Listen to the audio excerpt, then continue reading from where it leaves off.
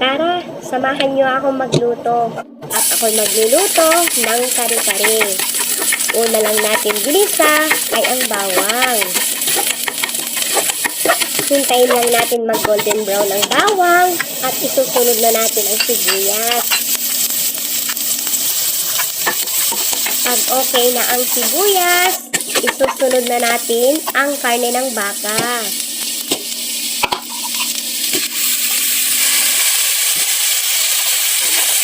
Halu-haluin lang natin saglit ang baka para ma-absorb niya yung mga ricados na linagay natin. Dahil na mekos-mekos na natin saglit, mag-add na tayo ng tubig. Dahil nakapaglagay na tayo ng tubig, pwede na natin itong takpan at iwan lang saglit.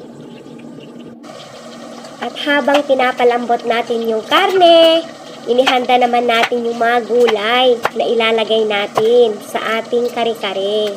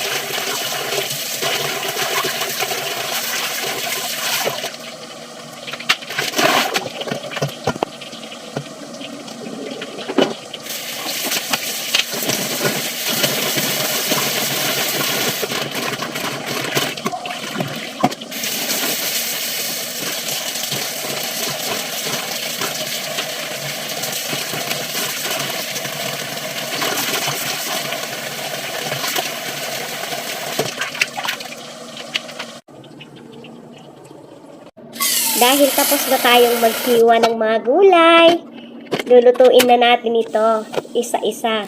Tara!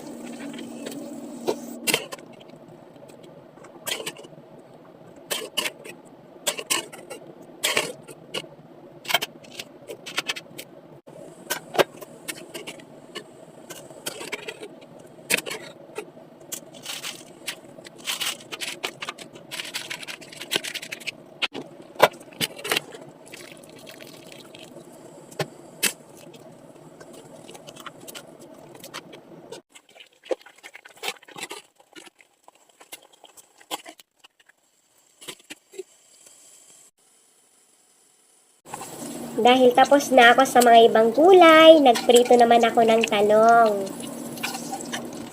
Dahil patapos na tayong magprito ng talong, pwede ko nang balikan ang aking pinapalambot na karne. Taram! Eto na siya! Malambot na ang ating karne. Pwede na tayong maglagay ng mga ricados na pampalasa. Katulad ng peanut butter.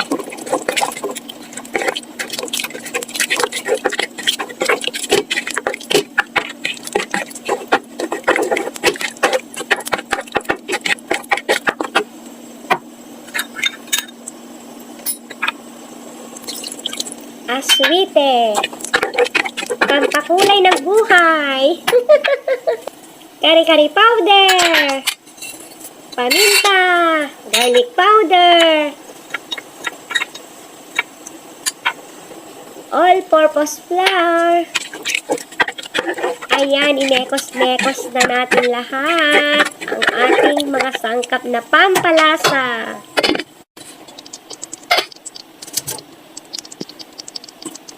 At nag-add din tayo ng nor beef na cubes at pangdagdag lasang baka din.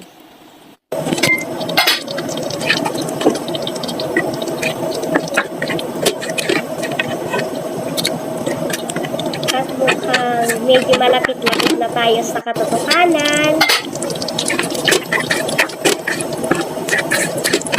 Ayan, okay na siya at tama lang ang lapot at lasa.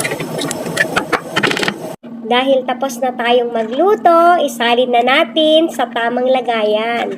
At hanggang dito na lang. Thank you guys for watching. Hanggang sa muli. Bye! God bless everyone. See you on my next video again.